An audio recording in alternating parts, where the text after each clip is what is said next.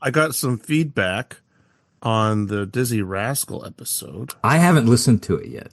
Yeah, I haven't I either. will listen to it tomorrow on my way to work. This week has been Monday was Melissa and I both commuting, and then Tuesday and today I worked remotely. So I haven't had that alone time in the car that I usually. That's when I usually do that. So what's the feedback? Brian, fan of the show. Brian Miller. Yeah, he said, do you want to know my biggest shocker from your Dizzy Rascal episode? I said, yes. Ron loves Lords of Acid? Yes, I do. Well, that's what I said. I said, Did I drop a good track in there, Ron? I'm not, Dude, I haven't listened to it. Oh, you haven't listened to it? Okay. No. Well, when you do, let me know what you think, because All right. I don't know Lords of Acid. Dude, I'll check it out. Anything. And so I like Googled some of their top hits, and I dropped You'll be something good, about dude. pussy, I think. I don't remember. Anyway. Oh, yeah, So. yeah. Actually, I'm due to listen to that album again. I haven't listened to it in a while. But yeah, I genuinely love Lords of Acid. There you well, go. I told him, I said, like, trying to understand Ron is a mistake. He's a mystery. It's an enigma. Wrapped in a question mark. It's some kind of an equation. Amen to that. All right, let's do this thing, shall we? I think we could do it. We could probably do it. Oh, hell yeah. Do it. Oh, All my. right. I'm Ryan. I'm just practicing. It's going to be warming that up. kind of It's a night, warm-up. fellas. I'm Ryan. 100.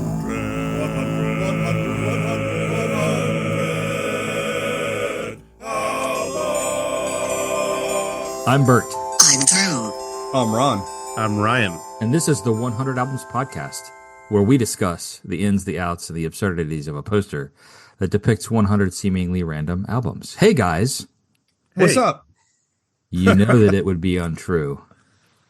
You know that I would be a liar if I was to say to you, guys, we couldn't pod much higher. Certainly not in terms of humor level. We could No, not. definitely not. We certainly couldn't get much lower. So here we are at album number 38, closing in on the end of season 2. Wow. As we continue through the 100 albums that appear on a poster that Drew got a couple of years ago from Lisa. We first went through the whole poster by listening to each album and then shared our thoughts and reactions with each other via video chat. Once we were done, we thought it might be a fun little project to turn into a podcast. So let's chat about this week's album, The Doors' 1967 self-titled debut. You know, and before we get into the official rundown, I just want to point out the poster, Drew, these things, these connections are important. Fans, you're probably wondering where Drew is. Is And this a yeah. poster secret? well, if you're a regular listener of the show, you know that about a week ago, our compadre was kidnapped by a hot air balloon with a picture of Jesus on it. And while he has not returned back home yet, we have had reports from listeners in the upstate New York area. Drew has last been seen crossing Lake Erie towards Cleveland. So if folks in Ohio, if you could keep a lookout for our man Drew, or if the wind should change directions, they're kind of hard to steer, these things. So, if he's in Canada, folks, let us know. We're going to try our best to piece this together and bring Drew home. Let us know, eh? Yeah. Right? He needed some back bacon and some beers. Well, and here you guys you're laughing, but it gets really cold up in the high atmosphere, which means Drew's probably being forced to wear a shirt, and that is not how he likes to. It's not how he normally rolls.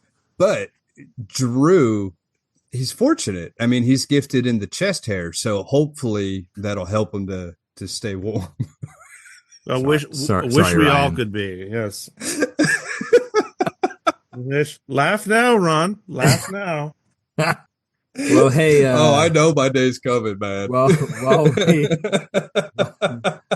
While we contemplate members of the podcast chest hair, let's start to talk about the Doors. Vibe check, guys. What are your first impressions? I get chest hair out of it. I mean, it's chesty and it's hairy. Yeah. No, there's nothing on this that we haven't all heard. So it's really, it's not like a lot of the stuff on the poster where I'm coming into it blind. I know every single song on this album. I think not everyone. I shouldn't say that. That's assuming people, have listened to the Doors. I don't, but there's some famous stuff on this. So the vibe, the psychedelic vibe, getting into that zone, a little harder as a 47-year-old. Yeah. But I still, I'm here for it. We can talk about this. My vibe is, whatever that mess of words was.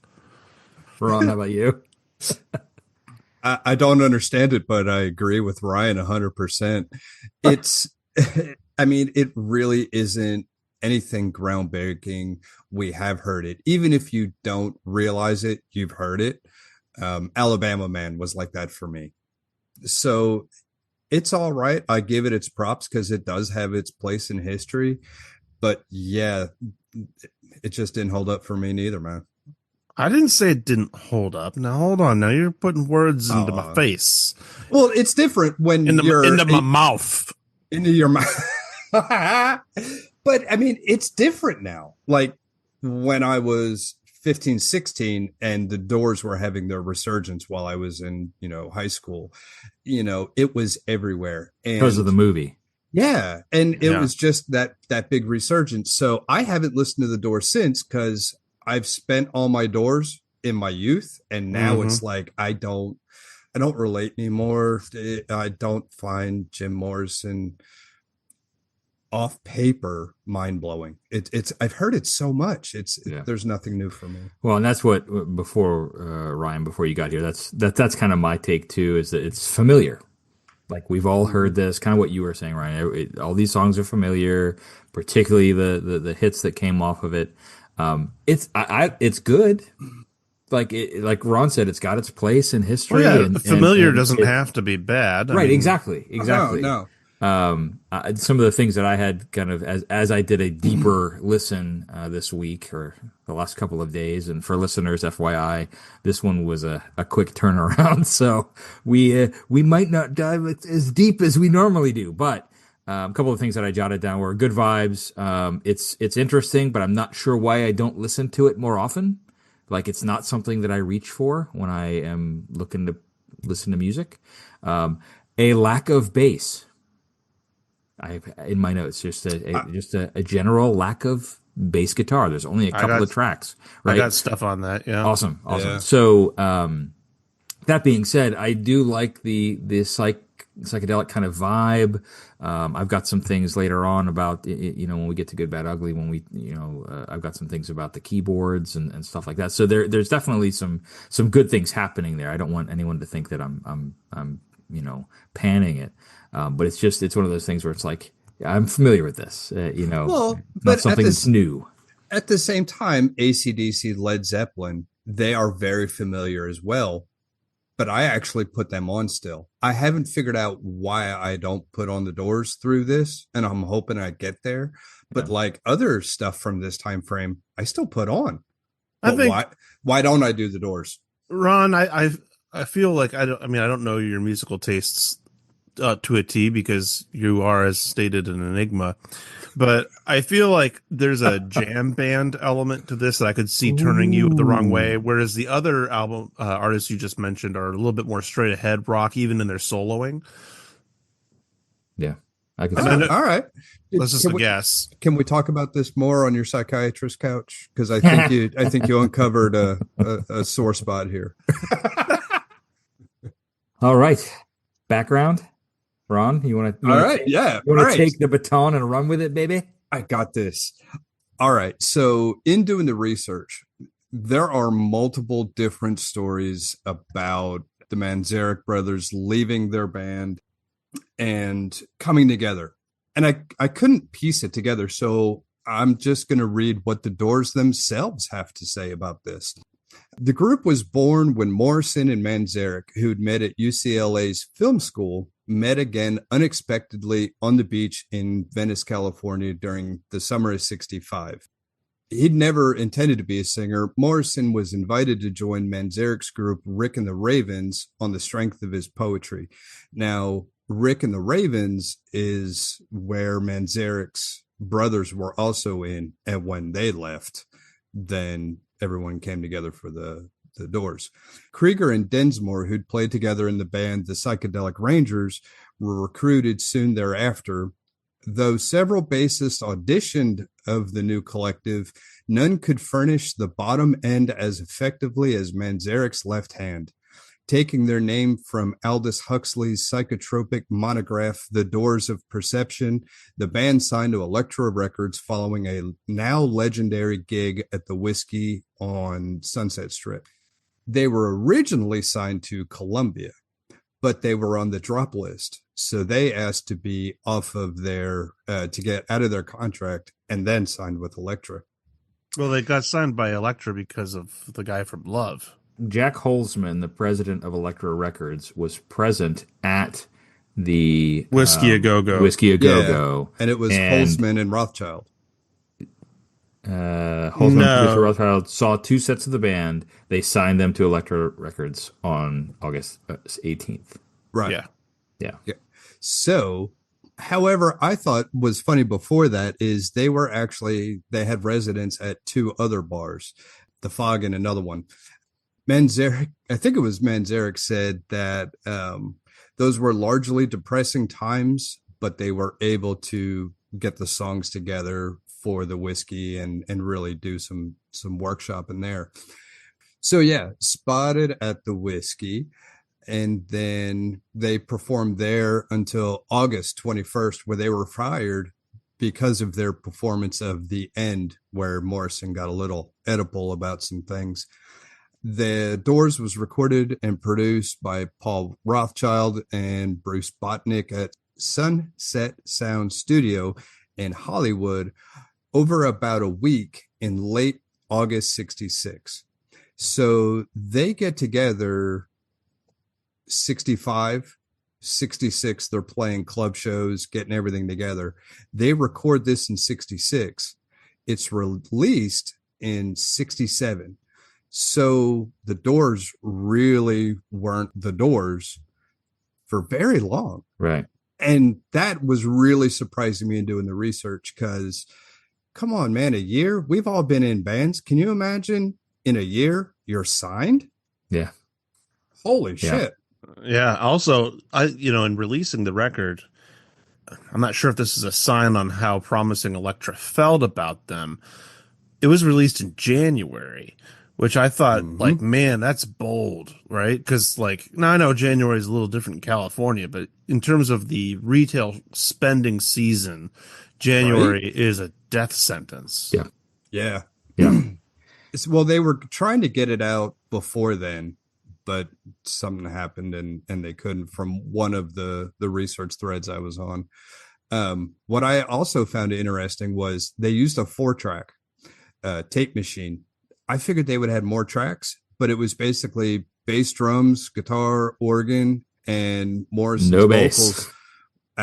On some songs. I know there's a couple of them, songs, I know, but and then the other track was used for like overdubs and the marxophone, just kind of ancillary stuff.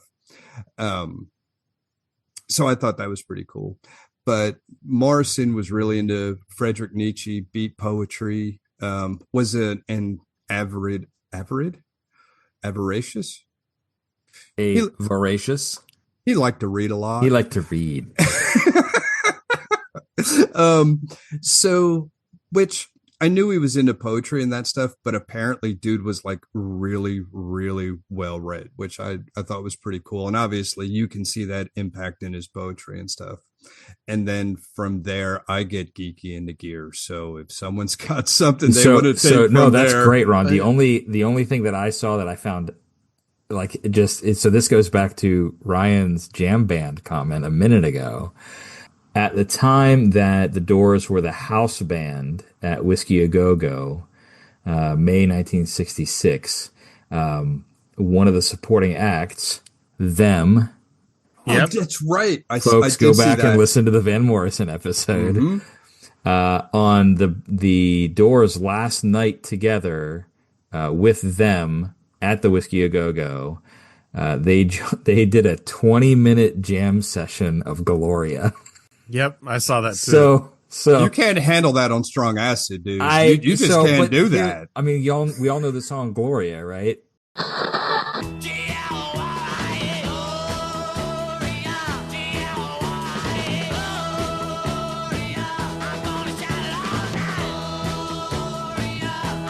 Yeah. I don't know if I can take that for 20 minutes, guys. Like, it's a good song, but that's a long Gloria version. So anyway, I saw that little tidbit and I was like, oh my gosh. Yep. Yeah. That's something. What do you think that's long? What about Vanilla Fudge did an entire album on The Beat Goes On? Yeah. That's two sides. That's actually really, you want to go through a psych experience. I would also say in terms of production, Ron, obviously you mentioned there was some bass. They hired a local bassist, Larry Netchell, and to apparently give some of the hits some more punch. But the one I was most surprised by, the album, of course, produced by Paul Rothchild. He also sings background vocals on Alabama Song. Yeah. And I thought, wow, that's pretty wild. You don't usually get a producer laying down dubs. Yeah. Putting down some Yeah. tracks. The other thing was that their guitar player, Robbie Krieger, had a flamenco acoustic background. He had only been playing electric guitar for like a couple months before this, or a couple weeks before this. Yeah, you can say a guitar's a guitar, but that's a different style to go from flamenco to this. And you can hear the influence on his playing, but that was, I thought that was impressive. So, and he didn't use a pick. He just used his fingers. Yeah, that's his guitar style. Almost seems to be a cross between what you mentioned with a kind of flamenco background and what the sort of imitation of sitar music that was coming out with Beatles and similar albums. Psych. Yeah. But you're I love that you brought up the 4-track thing, because I read that as well, and I think that speaks to how they were able to perform this, one, record it so quickly, and two, perform this live, because they didn't need a lot of extra tracks. They just it's a very stripped down band. You know what I mean? Yeah. And as far as Manzarek, as much as I love a bass in anything, I got to give him props, because honestly, I was probably 10, 20 years of listening to the Doors before I realized there wasn't a bass. I always thought they had a bass player. Like, I'd look in pictures, I'd be like, where the fuck is he? I can hear him. No, and it's just Manzarek. And I think that is awesome. I think for the album, I'm glad they brought it in when they did. I think it makes a difference, a little bit more defined. But to be able to pull this off live, the four of them, I think is awesome. And it sounds great. Yeah. And of course, the original production of this, although very limited, was in mono. Yeah. And I've heard, because I got to look at these things. I was looking at threads about people talking about different versions and which ones sound best. Come on, I was doing it. And I guess the original mono, and Rhino did a mono reissue like 2018 or something, but I guess it's much more present. It's like a little more raucous, it presented that way, rather than the spread that they chose for the stereo diffusion. Well, and I'm glad you brought that up, because I listened to it online, and I did with headphones because, I had to do research late. I had organ and guitar left side, drums right side, and bass right side, and then vocals each side, or center. Was your copy the same way, Ryan? Yeah, very similar. Yeah, with Jim kind of weirdly, both. Yeah. I saw the same thing about it, the mono pressing, and there's a lot of mixes of this album, a lot. Um, Yeah, there are. and so I'd love to hear an original one just because that's the original one instead of all the different mixes and everything else. I would really like to hear that. I was kind of hoping you had a mono copy actually. No, because then I would have to like shell out for it, and as we mentioned in the vibe check, that's not really maybe something I'm gonna spend the time on. You mentioned effects too, especially when it comes to Robbie. I don't know if you read this too. You probably did, but Rothschild did not want him to use effects pedals, especially wah-wah pedals. He says overwrought. We don't need them.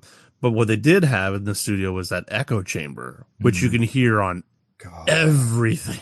And it sounds so good. It is cool. Oh God.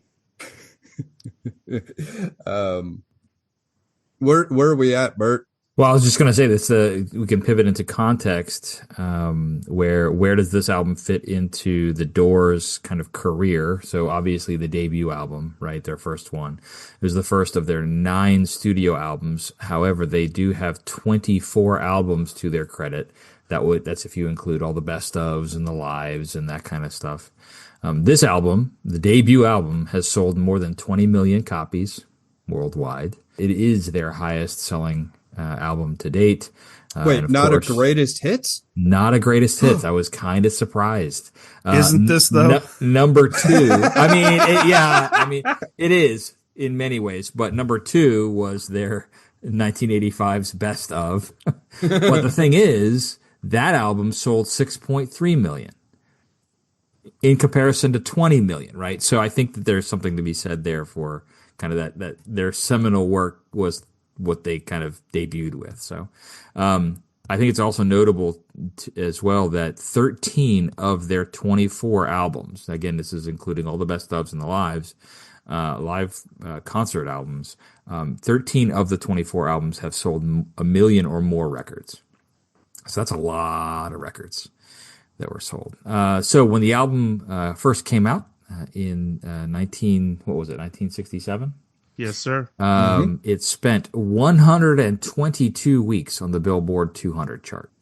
It peaked at number 2 and was kept from the number 1 spot by Sgt. Pepper's Lonely Hearts Club Band.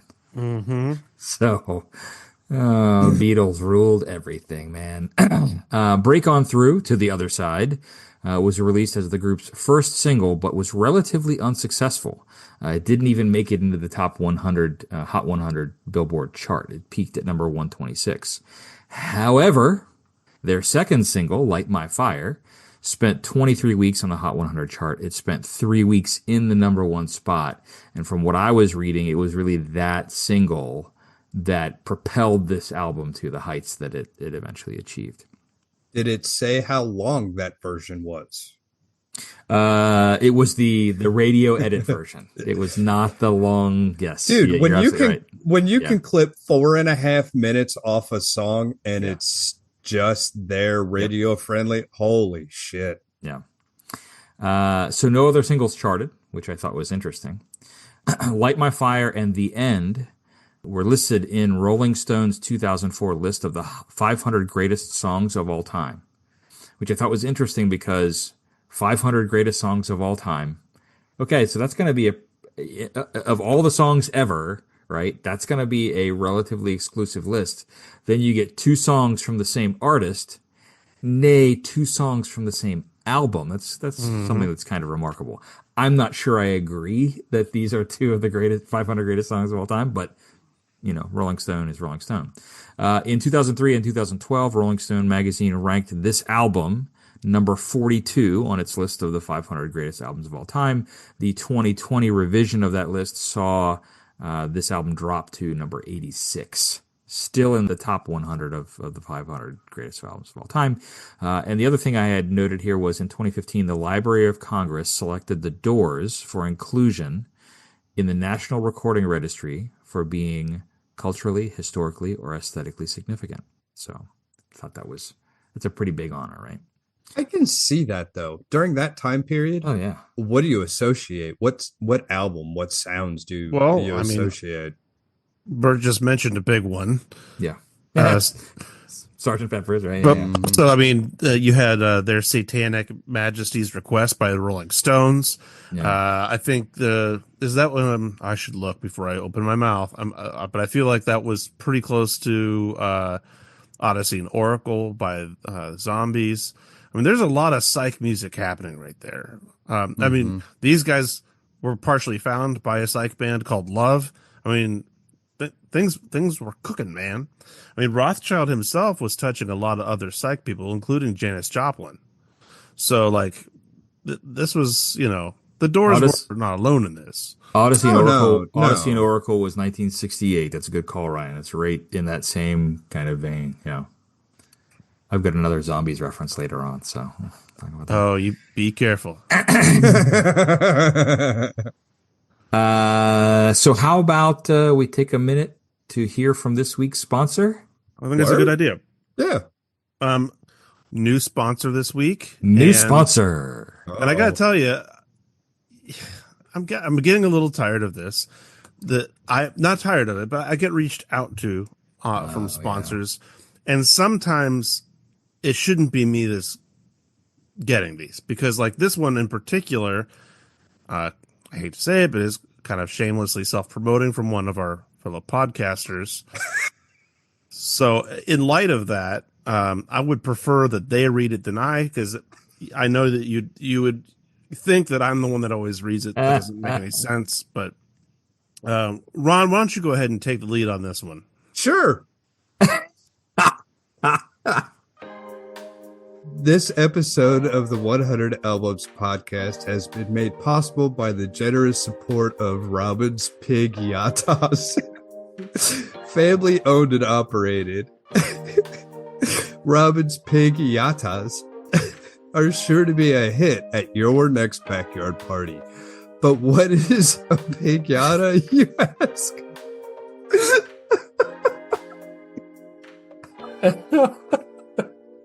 Yeah, what is it, Ron? Oh, Christ, I can barely read. At Robin's Piñatas, we combine the fun of the piñata with America's love of barbecue. Large heritage pigs are hollowed out and butchered. The remaining husk is brined, dried, and baked slowly in a clay oven for several days. The butchered meat is then slow cooked by Robin's son Ron. These delicious barbecue favorites are then stuffed back into the empty pig carcass, creating one-of-a-kind pig piñata. Quality is guaranteed as Robin personally tastes Ron's meat. In her mouth before she'd ever let anyone else have it. Then Robin encourages Ron to stuff that dry-aged rump with his large sausages and fill every gap with his pulled pork. And she won't let him stop until she sees his meat juice running out of every orifice. When your piñata arrives, the work is already done. Simply hang the piñata in your backyard, break out a baseball bat, and watch the party go from a 2 to a 10 as an assortment of barbecued meat splatters across the yard. Your guests will go feral collecting smoky meat treats, some for now and some in their pockets for later. Each piñata is made to order. You can write directly at Ron at 100 Albums Podcast at bertislow.com to get started. So what are you waiting for? Order one of Robin's piñatas today. Oh, God. Ryan, I feel your trepidation now. I didn't understand it before, but it kind of does feel wrong to advertise your own products on this platform. It does. I understand. Yeah, I mean, kind of a gross concept. Ron, is the other reason I didn't want to talk about it, because smashing open an empty pig full of barbecue is pretty gross. But But it's I fine. mean, you got to keep the meat juicy, dude. I mean, Oh my god. Robin makes sure of that. And by the way, Ron, next Yes. time, The meat juice. Ron, just remember this next time I miss an episode. Oh my Let's just god. say when it comes to stuffing the pig yada, Ron is a backdoor man. The little pigs understand. Oh my. Little pig, let me in. Mhm. That's what Robin said. Uh, Oh Wow. my god. Wow. Wow. You should be proud, dude. You should be We've, proud. And entered a new era. so the Doors. So the doors. The back doors. Are we the good, bad, and ugly, dude? Yes, we are. We are to good, bad, and ugly on the re-listen in the last couple of days. What has struck you about this album, guys? What's good? What's bad? What's ugly? Well, good for me. I still think Ray Manzarek is great at making these songs interesting, because there's a lot of just jam grooves happening, and you think about a lot of the memorable stuff. It really is coming out of his keyboard decisions, and I feel like he was probably leading the charge on a lot of the songwriting, even though all of it is credited to the Doors. Mm-hmm.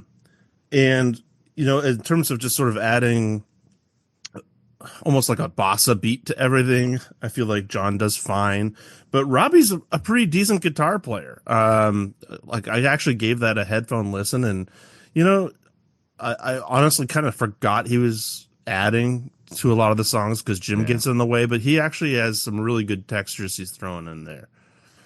I don't know. I agree, but I disagree. Like, if he's playing rhythm, I think he's phenomenal. His leads, I don't know if it's confidence or style or what. I really wish he'd just lay back and play rhythm. But I wonder, you say leads, I wonder if part of that is just knowing that Ray was also playing the lead and the bass at the same time. Like, where do you put yourself at that point, Well, and also too, Ron, you mentioned like a confidence aspect of things. They've been together for right. a year, and this is their first album. So that's a really interesting point. I wonder if you go back and listen to some of their later albums, from the early 70s, is that would you hear a difference in perhaps that level of confidence? Yeah. And I mean, you have songs like Peace Frog later.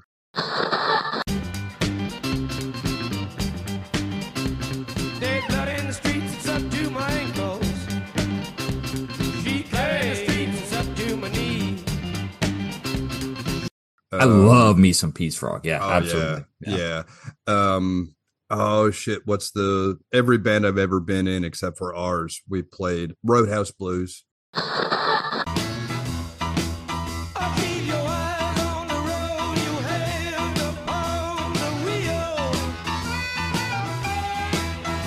Mm-hmm. He plays good lead in that. So that's why I wonder if it's a confidence issue or not. But him and Manzarek do play so well off each other. For being two people, they cover a lot of sonic territory. They do.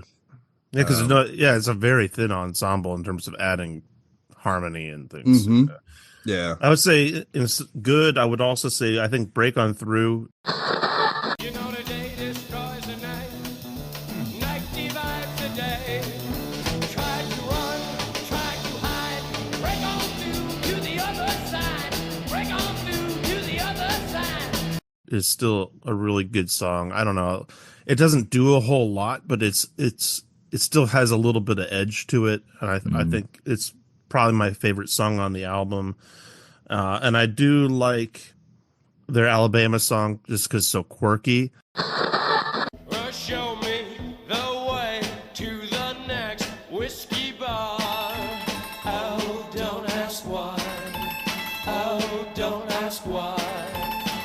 And the end, I like it, but maybe less for the song itself, but more for the doors it opens for other bands on other albums later, if that makes sense.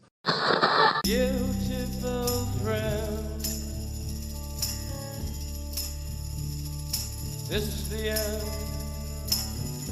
My only friend, the end. Yeah. I'm curious about that. Like, what do you mean? Well, this is 1967. Even the Beatles weren't putting almost 12-minute songs on their records, right? I mean, All right. this is a really long form, open-ended, jazz-influenced track with spoken word. Pink Floyd. Yeah, exactly. Yeah, You know. Okay. Yeah. Stay tuned, yeah. listeners. Right. Yeah, no, I feel like that's a huge, and that's a great point, Ryan. That kind of epic, for lack of a better descriptor, song that's 8, 9, 10, 12 minutes long. You're gonna see that start to become more popular in the 70s in particular. But So without the end, you wouldn't get Inagata Devita.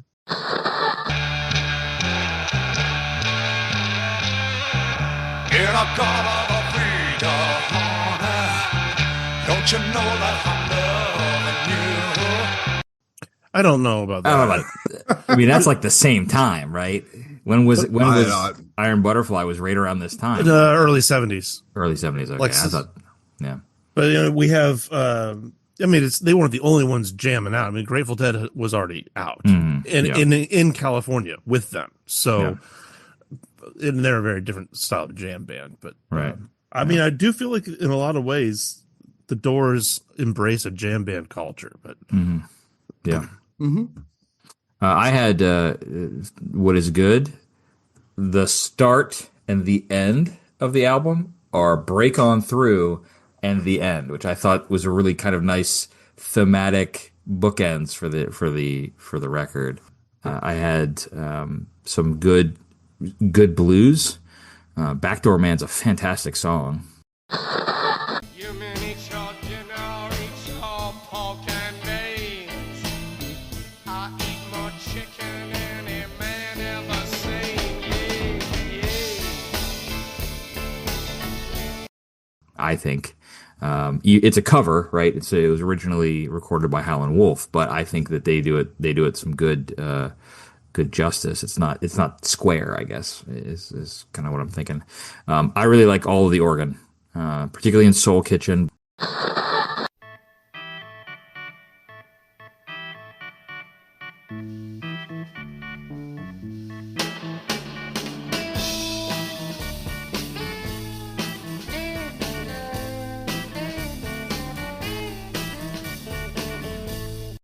But just all over the album, that 60s kind of psych vibe. I went down a rabbit hole about Soul Kitchen specifically. I thought that Smash Mouth, if you'll recall Smash Mouth, Walking on the Sun. Follow me. No, follow me. Follow me. Follow me. Walking on the Sun by Smash Mouth. It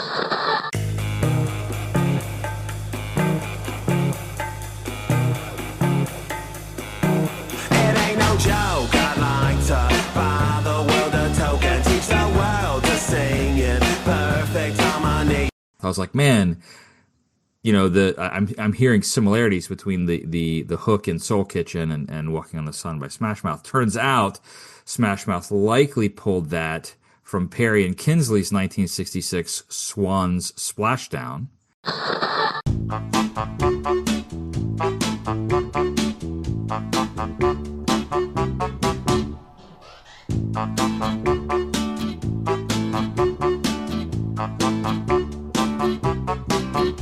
From the In Sound from Way Out, which was a pioneer album in kind of early electronic music.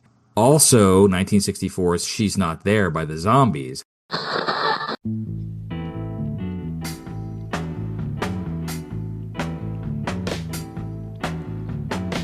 Well, no one told me about her.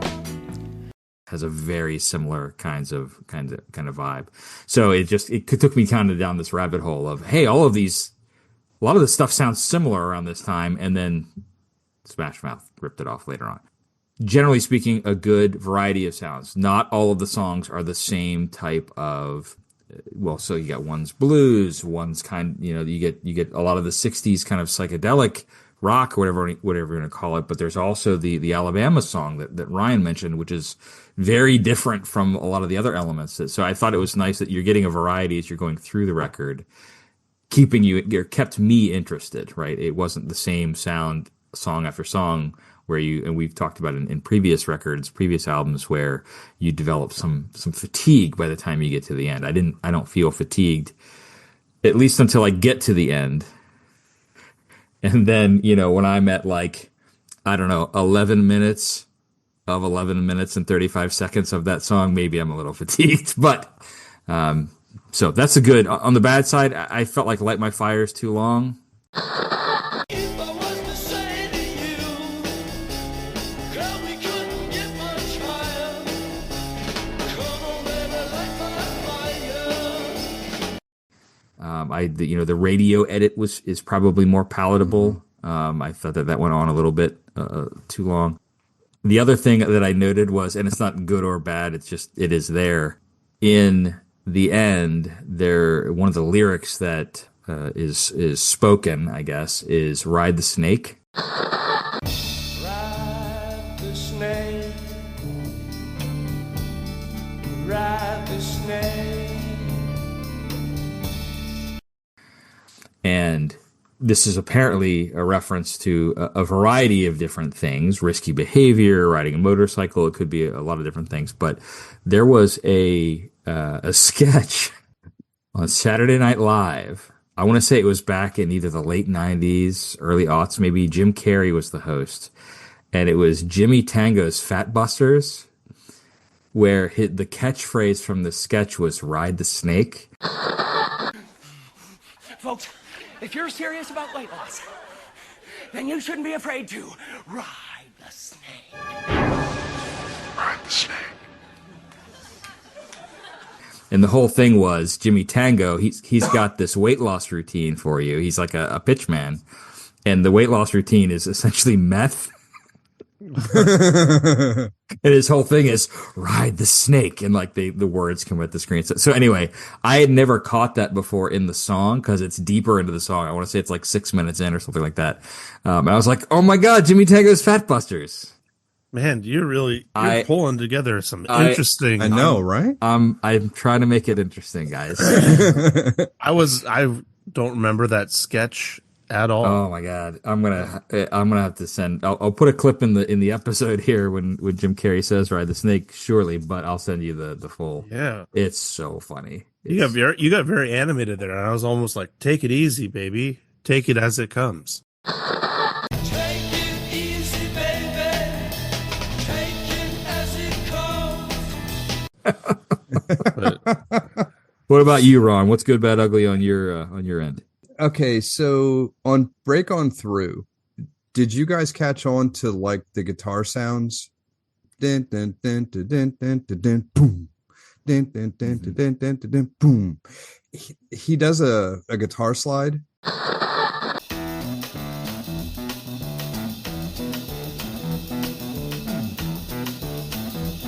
You know the day destroys the night. As an accent on that. And I never picked up on that before until I did the headphone listen. So I was pleasantly surprised that there was a lot more nuance in this than I initially thought. Because I was honestly just going to this, I'm like, okay, it's The Doors. I've listened to it a million times.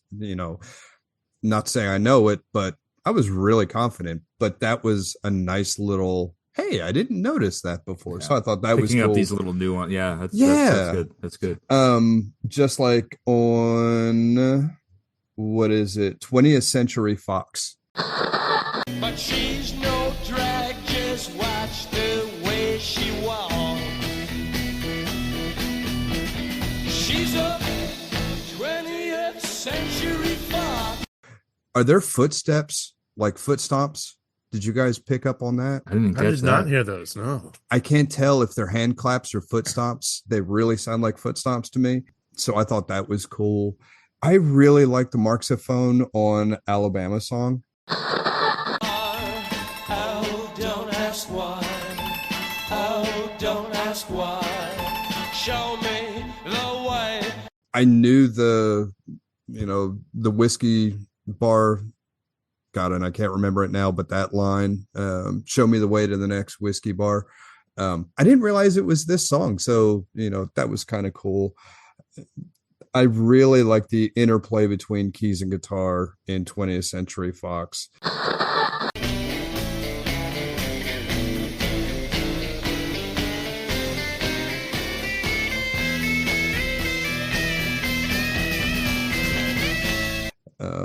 Soul Kitchen, I wrote in my notes, Bert, Smash Mouth really ripped the doors off on this one. Yes. There had to be a Smash Mouth reference in here Maybe. somewhere.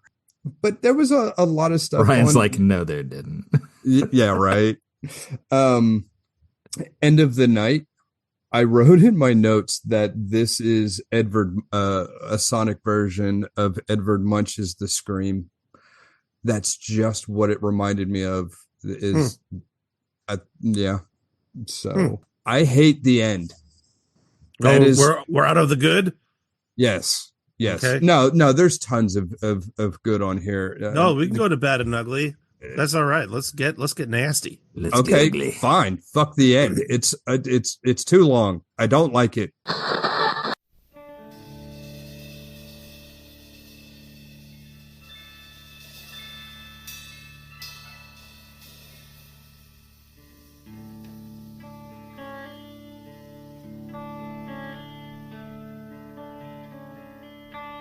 That's all. What? So you don't like it because it's long? No, I have never liked it. I think it's long, it's droning, it has little point.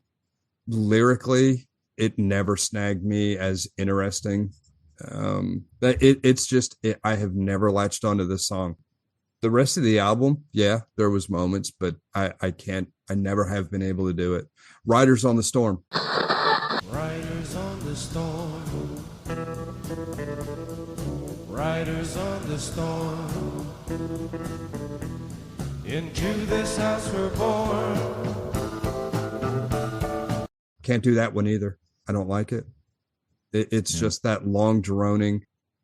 This album's a gnat's ass from being one-dimensional for me too. Like, I got fatigue on this, even though they switch it up, which is probably why I like Alabama Song so much. That polka vibe, right? Really kind of. Alabama Song's a cover. Yeah. Okay, I didn't know if you knew that. Yeah. Where does that fall on the split? Is that first song, second side, dude? It is fifth song, first side. Alabama Song you're talking about? Yeah, fifth song, second to last song on the first side. Okay, in the original pressing? I don't know about subsequent. Well, there was some added tracks on other pressings. Yeah. Ryan, what's the first song, second side? Did you catch that? First song, second side is Backdoor Man.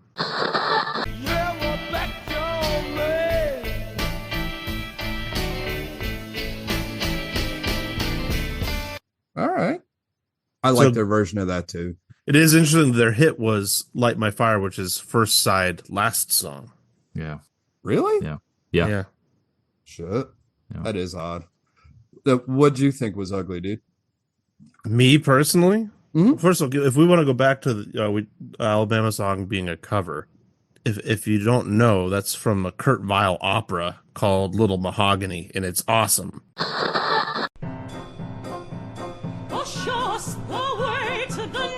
Whiskey bar. Oh, don't ask why. Oh, don't ask why. So if you like that song and you want to hear some interesting old school opera, what was it, like 1930s? I don't want to say, it might even be 1930. 1920, the reused in the 1930 opera. Okay. Hey, music history, doing me well. It was set to music by Kurt Weill for the 1927 play Little Mahogany. When Brecht did the text. That's right. And then reused for the 1930 opera Rise and Fall of the City of Mahogany. There you go. Good stuff. I didn't know that Bowie did a version of this too. Oh, really? Yeah. Oh, show me the way to the next whiskey bar. Oh, don't ask why. No, don't ask why. That sounds very Bowie-y. Um, It does actually. I just want to say real quick into the end, because I have mixed feelings about that track too, Ron. On the one hand, I see it as, especially in 1967, kind of a landmark recording of psychedelic music, which I get pretty hard into psych. I even like some of the psych that's coming out now, but to have that, to have a studio allow them to do something that open is pretty interesting. And the whole vibe of it is such a time capsule to me. Jim bothers me, but Jim's part of just generally my bad and ugly. I find, well, I mean, I know too much about him, which makes it difficult when there's not enough time in the podcast. I really don't want to get into that negative energy about it. But You're talking like childhood, personal life stuff. not childhood. Okay. I'm talking about him as an adult and how he behaved. Yeah. But for all of the credit that he's given in the group, of especially in terms of like poetry and lyrics, I don't think it's that good. I read through the lyrics, which that was already asking more of me than I'm willing to do, and I think it's not that great. I honestly think Jim was perfect for this band for a couple of reasons. One, he's an antagonist and a provocateur. So having him in the front of the stage was great because it sparked people's interest. And he was very attractive. If we're really going to talk about, why he was a famous part of the band, I mean, you guys have all seen this album cover, right? I mean, His face is it's there. his bedroom eyes. He's like, but I think that's part of the whole reason he wanted to be in a band. I think he liked the idea of being in control and almost like leading people into his world, cult-like, because he wanted to have as much fun without being questioned. And in true rock and roll style, I think his main goal was just to see how many drugs he could take and get laid a lot. And I think the poetry is about as thin as that. Valid. I mean, really. Bert, I will tell you, I find it interesting that Soul Kitchen was one of your favorites. That was on my remove from album list. If there was one song you could remove, yeah. And also 20th Century Fox, I wrote down that it was probably really clever when it came out, almost like Bare Naked Ladies clever. Yeah. But that was my Jettison. If I could kick one off, that was one. It's not a very good song, and the lyrics themselves are not really all that clever either. No, in my opinion. But I think the rest of the album, I mean, I put it on a couple of times, and there are good performances on here. It's a good basic psych record. If you'd never heard a psych record before, it has a lot of different styles jumbled in there. So I don't want to get too harsh on the thing. right. Yeah. I don't know. I mean, I would say you if you were going to do this, you'd be better off buying this than a greatest hits album. If you're going to buy something from the Doors, right? Yeah, I agree. Yeah. Mhm. Did you think I Looked at You was their attempt at pop? I smile at you, you smile at me, and we're on our way. I don't know. That's Or influence? It sounds to me like that, like they were trying to go for a more pop sound on that. I feel like Break On Through is closer to me because that almost sounds like it could have been a Rolling Stones song. Imagine dude. imagine Mick Jagger. Well, but on that. I looked at you has that to me, at least the first probably 30 seconds of that song has a very early Beatles vibe to me. Mm-hmm. Yeah. Like a I can't think of any of their early songs off the top of my head because I'm an idiot, but that kind of pop appeal that you're talking about, Ron, I can hear that. Yeah.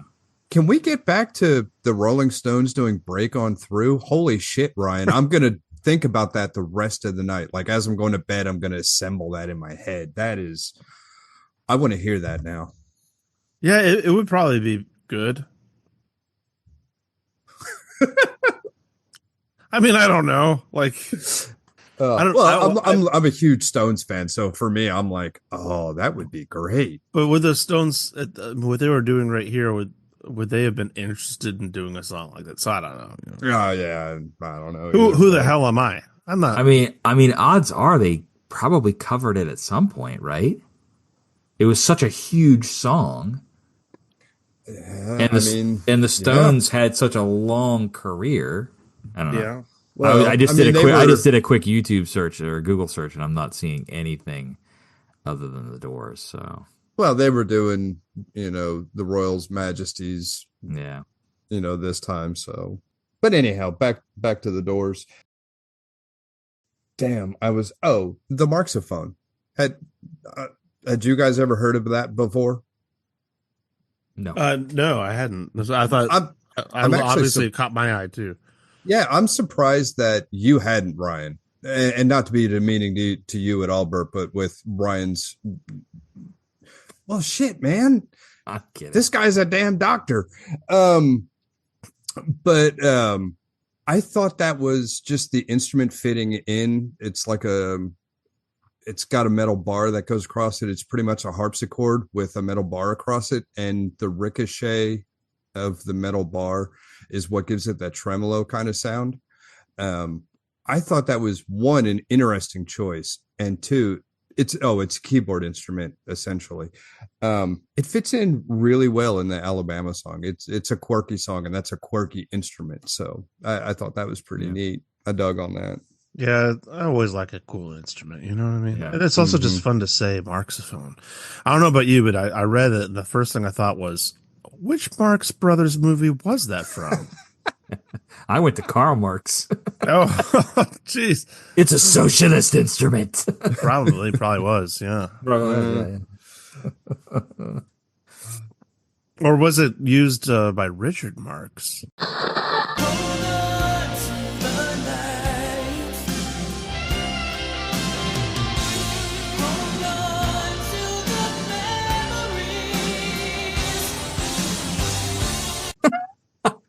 Oh God.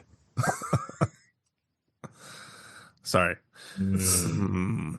He wasn't even making music yet. I know, right? Any other good, bad, ugly? No. All right, results and ratings time. Yeah. Ron, if you and I should mention this too, listeners. The reason we always ask Ron what he would give it is because he didn't actually rate the albums when we were going through the initial listen on the poster. So It's almost like he had a newborn and a barely toddler during that time. yeah, exactly. Yeah. but- Actually, it was just Ron was too damn lazy and didn't figure we were going to be doing a couldn't podcast figure- 2 years later. I couldn't figure out the Google Doc. Let's be honest. Let's be honest, Ron. You were busy developing the Picchiata. Dude, you don't make that happen first try. Do you know the years of R&D that went in there? I mean, this is a family generational So thing. here's my question: I envision a. We're totally off the rails now. I envision, so you know how like so Shock Top Beer has like their car they drive around that has like the mohawk across the top. You get the Wiener Mobile for Oscar Mayer. Is there a Piggiata Miata? Dude, some of our Piggiatas are bigger than a Miata. You can actually good. get Wow. a Miata size That was a Piggiata. good rebound. That was a nice setup. Okay. So anyway, back to results and ratings. Focus. Ron, if you were able, Oh fuck yeah, it is my if turn. you could give this album a rating 1 to 10, where would you put The Doors? The Doors. I know we're not supposed to give them history points, but I'm going to give a history point because it is You can give it significant. whatever you want, man. It's your rating.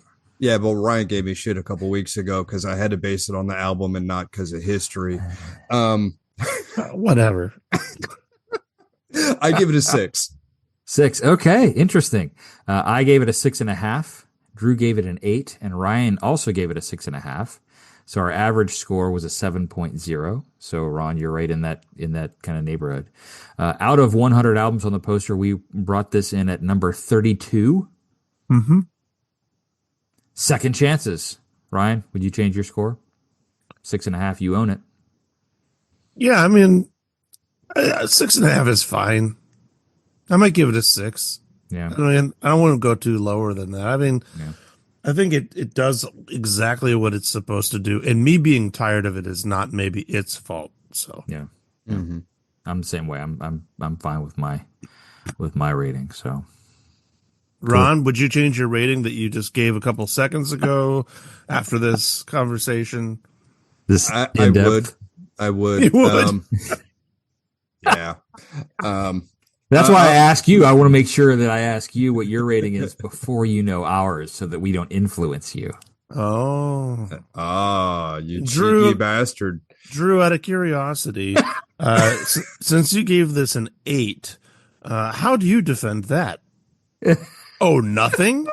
Oh, well, what's wrong? A hot air balloon got your tongue? He can't hear us all the way up there in that hot air balloon. So Yeah, okay, on Mount Olympus, where Yes. it stares down at us. with judgment. Hey, so it's that time, guys. Let's go to Margaritaville.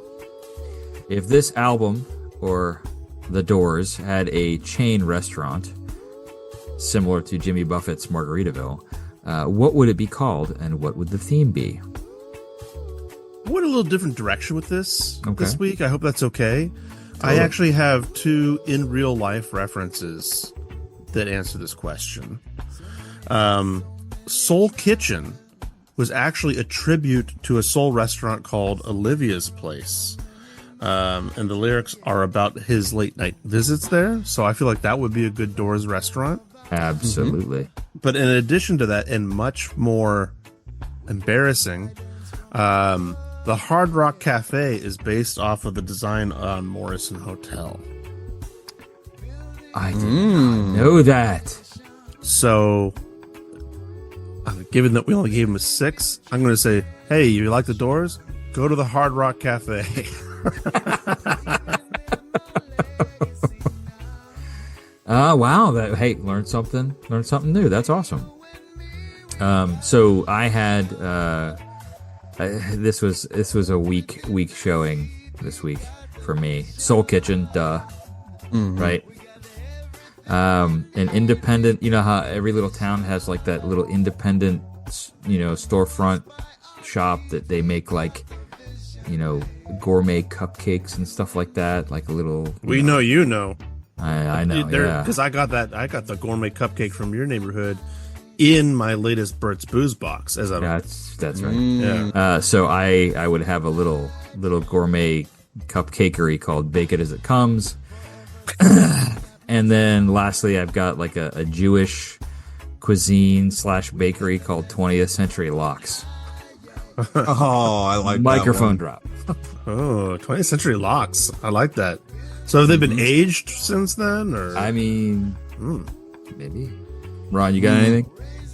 one. No, there's a lot of good ideas in here, but dude, time ran short. Yeah, no idea. Well, and, I'm kind of surprised, Ron, given the commercial this week. I thought you were going to say you could have one that's just called The Burnt End.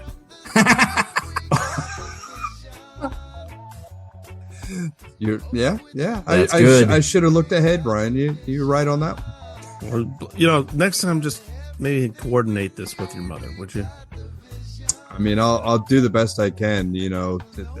We really don't talk a whole lot. Our relationship is just built on business. hey, hot take time. Who's got a hot take about this album or the Doors? Ryan? No, this has got the Tom Petty effect on me, I think. I don't have an opinion strong enough to feel hot. I don't have an opinion strong enough to really feel anything. Now, 90s Ron would have tons of things to say, but current Ron really don't. Bert? So the take that I had, which I'm now reconsidering as I'm looking at the lyrics, what part was it? Okay, there it is. Okay, so my hot take or my take is in another universe. So we're on Earth 616, so we'll say Earth 828 in another reality. Hey, pal, did you get a load of the nerd? What's up, nerds? Light My Fire is an awesome song by Johnny Cash. Dude, did he cover that on that cover album? Oh, I He don't did know. not. I didn't. No. I didn't Yeah, look. okay. So I was listening. I was doing the headphone listen as I'm starting to try to do more regularly now. And when it's like the second verse, the time to hesitate is through, no time to wallow in the mire. As I was listening to those lyrics, I could hear Johnny Cash singing those lyrics. And so how would the song be different if it was a Johnny Cash song versus a Doors song? So that was just kind of my thought at the time. You know, I will tell you, as a hit, It's almost 11 o'clock Eastern right now. So, I will tell you, as a hit, it would work better with his vocal inflection, because one of the things I always thought was crazy terrible about those lyrics is that fire is an end word, because Yes. it's a diphthong with an R sound. You know, baby, won't you light my fire? yeah. Meyer, funeral pyre. Fire. Yeah. But that would go well with Johnny Cash's style. It could. That Yeah, would. it could. That Because could. otherwise, you have to go fire. I don't know. How do you do it? So Yeah. there you go. Anyway, Yeah, not Oliver not Stone. super hot, but an interesting thought experiment. Right. So that's it, guys. Yeah, that was fun. It was fun. It was. 100 Albums family. Now, please go listen to The Doors' self-titled debut album and let us know what you think. You can write to us at 100albums@bertislo.com. That's 100albums at BERTISLO.com. You can connect with us on Facebook and Instagram at 100 Albums Podcast, or check out our website at 100albumspodcast.com. And if you've made it this far in the podcast, tell a friend. You must like what we're doing here. We're giving you some free content, and it's great. And we're trying hard. Yeah, and tell us what we got wrong. We've only had one person come on That's right. with the cojones That's right. to tell To us. step up to the mic. That's right. That's right. Until then, please join us next week as we'll be talking about Blur's album Park Life. That'll be fun. I'm looking forward And to that one. we're looking forward to Drew returning back to Terra Firma and joining Hopefully. us. Hopefully. And we have a special guest next week. Is that correct, Bert? No. I thought Molly was going to join us. She had a lot of opinions about park life. No, she's I tell you what, the Molly's cat defense system has really taken off. I never see her anymore. Oh, celebrity status. Yeah. Well, she's always working. She's at the warehouse packing up boxes and sending them off. So yeah, no. It's just like when Stimpy won the Gritty Kitty Award. Oh. All right, folks, that's it. We'll see you next week. Thanks for listening. Yeah, Later. I'm good.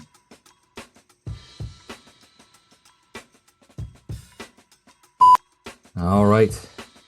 Want to move into background? Or are you timing out? I just wanted to be an easy edit timeout. Bert, what is going on behind you? It's like someone's forging a lightsaber. What is? It's a sound. I can turn it off if it's No. distracting. I just wanted to know, and I didn't Like want it- to say it I like also it's did. part of the flow of things. You can leave it. No, on. no, all right. We're gonna edit back in. Ryan, what's happening behind Bert is your acid kicked in from listening to the fucking Doors. This is the end. The one I sit on, my end. Edit back in. Okay. That was good. I like this. The signal, right?